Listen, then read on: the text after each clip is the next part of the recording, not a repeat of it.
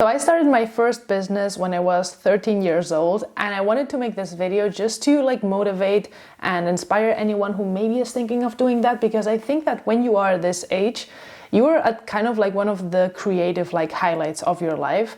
And a lot of people will be like, no, but you're too young, you should be focusing on being with your friends and having fun and all of this. And I'm not saying that's not true, but I think that starting kind of your little project, because I call it a business, but it was kind of a small side hustle project that I did that didn't make me that much money.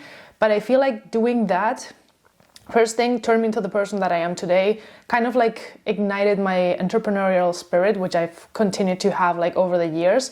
And it has helped me to become a very resourceful person, because I knew that what was out there at a very young age, and I knew all the possibilities that I could, of things that I could do. And I feel like over time, if already at that age, you know what you like to do, it kind of can help you kind of focus your career into something. And maybe when you're 18 and you have to choose a path, you are not as stressed thinking oh, now I need to choose what I want to study or this, because maybe you started something when you were younger and you kind of already know, or maybe that thing already started to kind of show you what the possibilities are, if that makes sense. So I'm going to tell you my story, and then we're going to talk about it. And it's that when I was 13 years old, I knew that I wanted to be a writer, or I thought I wanted to be a writer. To this day, it's something that I've always liked, but I'm still not sure if I ever will have the perseverance to start a book and finish one. Because when I knew this, it was because my favorite writer used to always say in interviews that she wrote her first book when she was 11, and from 11 on, or 12, I started trying to write my own books. But I would start a book, write a few chapters, and then kind of leave it, and then have another idea, start the next one. And I don't think that's a bad thing. I used to think back then that this was the worst thing ever, that I cannot get anything finished. But it just meant that I had so many crazy ideas that I just was I don't know, kind of keeping my creativity started all the time, it's obviously good to get an idea and finish it, but then I just switched to short stories. This has nothing, kind of has to do with the topic. So the thing is, since I liked writing, I also loved reading. I loved reading fantasy books or romantic books, anything that was young adults and teenage books, like Twilight and all of those things. So since I needed someone to kind of recommend me books, I found this blog online in Spain that was called romanticyouthbooks.com or something like that. It's called Juvenil Romántica in Spanish, but that would be the translation for it. And I used to get all the books that I wanted to read from that forum, or from that blog, and saw the reviews that they left on books. I was oh, this book seems interesting, I'm gonna buy this one, and this one, and this one. And over time, the thing that I realized is that the girls there also interviewed some authors, and I think I actually found them because I interviewed one of my favorite authors, which is Laura Gallego, which is a writer of the best fantasy books you will ever read. They're, in my opinion, better than Harry Potter. Some people will say no, but they're called Memoirs of Idun. In Spanish they're called Memoirs of Idun. I don't know if English is kind of the same translation, but if you've never read them and you like fantasy, that book is it's the Spanish version of Harry Potter, if you want. And I love that book. That's one of my favorite books.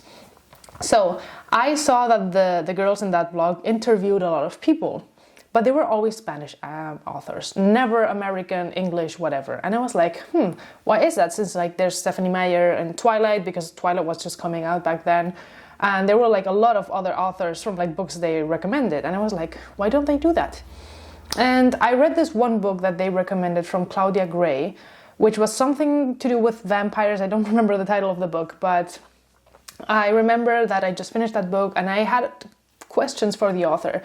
And since the girls didn't interview her, I was you know what, I'm just going to message her. And I went on her website and I emailed her being hey, I would like to interview you for my blog. Because I thought I'm going to interview her because I have a lot of questions for her, and I can maybe then send the interview to the girls, because maybe they just don't speak English or something, And so I interviewed her by myself because I just really wanted to ask her some things. And she was yeah, sure, whatever, send me the questions via email and I'll get back to you. Keep in mind, we're talking about this was 15 years ago, so way back. Facebook didn't even exist back then. No, Facebook didn't even exist. Social media was not a thing back then. There were blogs, that's it, and forums. So I interviewed her, and then I emailed the girls, and I was hey girls, I know you don't know me. I've been a big follower of your blog, and I just always miss that there's more international interviews in your blog. So I took the liberty of just like interviewing someone that I feel like would really fit the blog, because you've recommended this her book before. Here's the interview, and I just translated everything into Spanish, and they were like, oh my god, Ada, that's so cool, thank you so much. We don't interview because our English is not good. And keep in mind, those girls were like 10 years older than me. Like I was 13, they were like 22, 26, and they actually never found out my age because we always talked via email.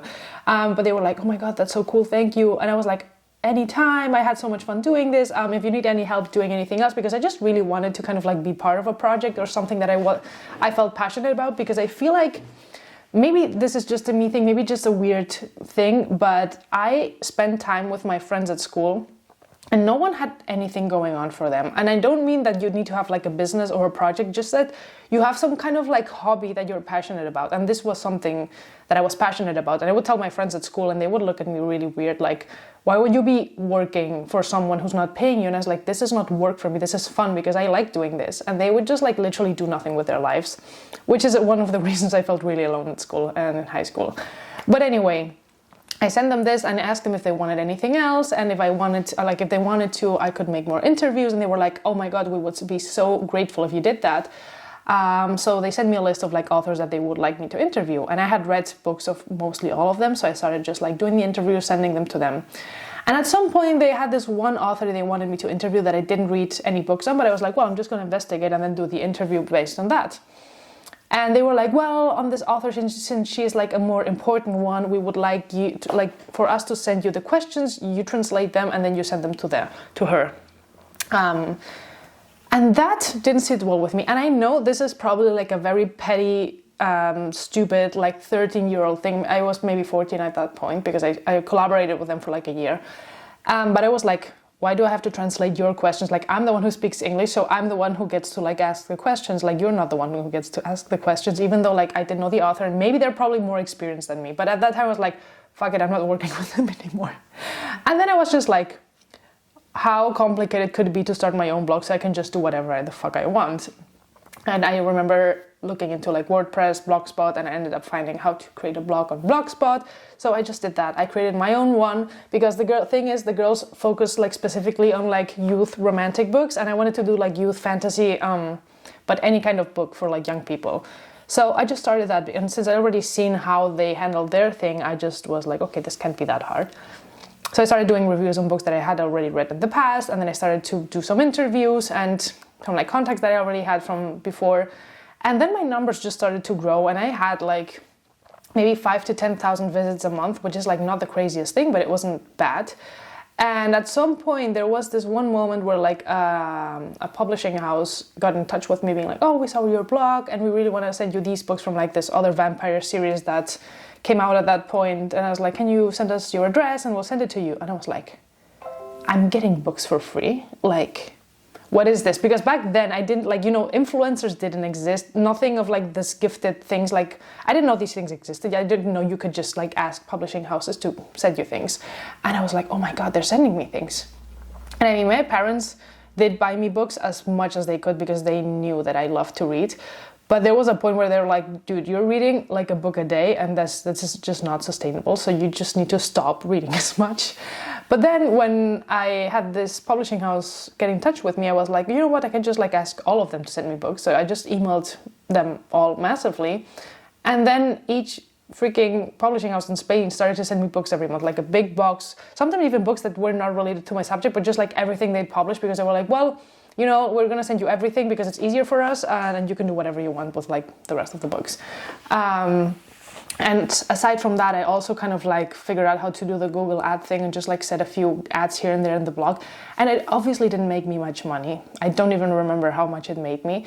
But just the experience of me kind of like figuring out how to do this, then also having people to collaborate with me at some point who were like helping me write the reviews when I didn't have that much time, because I was 14, 15 at this point, and I was in high school and I was kind of having homework and all these things.